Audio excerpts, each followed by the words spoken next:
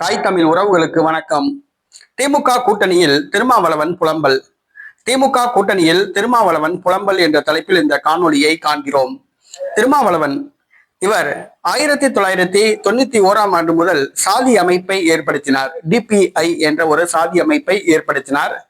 99 நடைபெற்ற பாராளுமன்ற தேர்தலின் பொழுது அந்த டிபிஐ அமைப்பை விடுதலை சிறுத்தை கட்சி என அரசியல் கட்சியாக மாற்றி அன்று முதல் தேர்தலை சந்தித்து வருகிறார். ஆரம்பத்தில் தேர்தல் பாதை திருடர் பாதை என்று கூறினார். தற்பொழுது அவர்களே தேர்தல் களத்தில் மும்முரமாக ஈடுபட்டுள்ளார்கள். தற்பொழுது திமுக கூட்டணியில் 8 சீட்டுகள் வாங்கி அவர் போட்டியிடுகிறார். தற்பொழுது அவருடைய புலம்பல் சமூக வலைதளங்களில் வைரலாகி வருகிறது.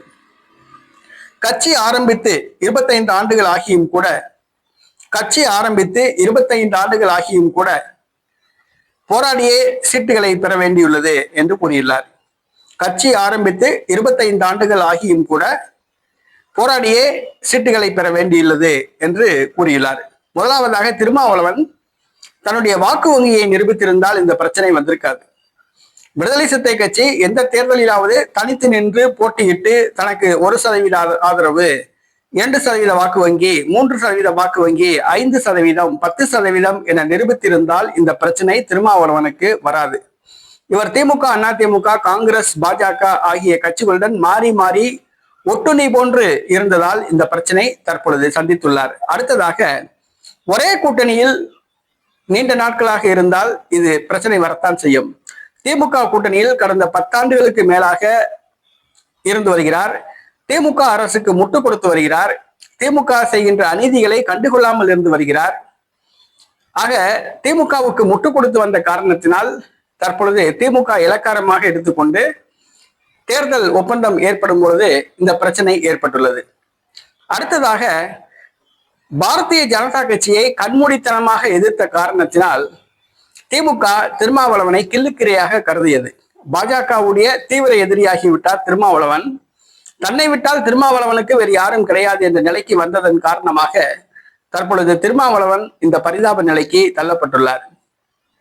இதே நிலை திருமாவளவன் தொடர்ந்தால் வருகிற பாராளுமன்ற தேர்தலில் திமுக ஒரு சீட்டு கூட கொடுக்காது. அதுதான் உண்மை.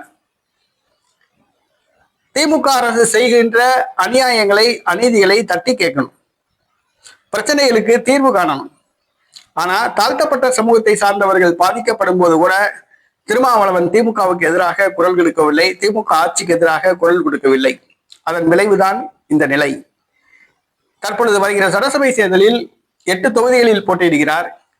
கடந்த முறை வெற்றி பெற்ற தொகுதிகளில் கண்டிப்பாக திருமாவளவன் கட்சியினர் வெற்றி பெற முடியாது. கூடுதலாக 4 தொகுதிகள் வாங்கி போட்டியிடுகிறார். தற்போதுள்ள கணிப்பின்படி திமுகவினர் விடுதலை சிறுத்தை கட்சிக்கு வேலை பார்க்க மாட்டார்கள், விடுதலை சிறுத்தை கட்சியை சார்ந்தவர்கள் திமுகவுக்கு வேலை பார்க்க மாட்டார்கள். ஒருவரை ஒருவர் காலை வாரி விடுவதில் தான் கவனம் செலுத்துகிறார்கள். ஆக வருகிற சட்டசபை தேர்தலில் விடுதலை சிறுத்தை கட்சி ஒரே ஒரு தொகுதியில் தான் வெற்றி பெறும், 7 தொகுதிகளில் படுதோல்வி அடையும் என்பதுதான் உண்மை நிலவரம்.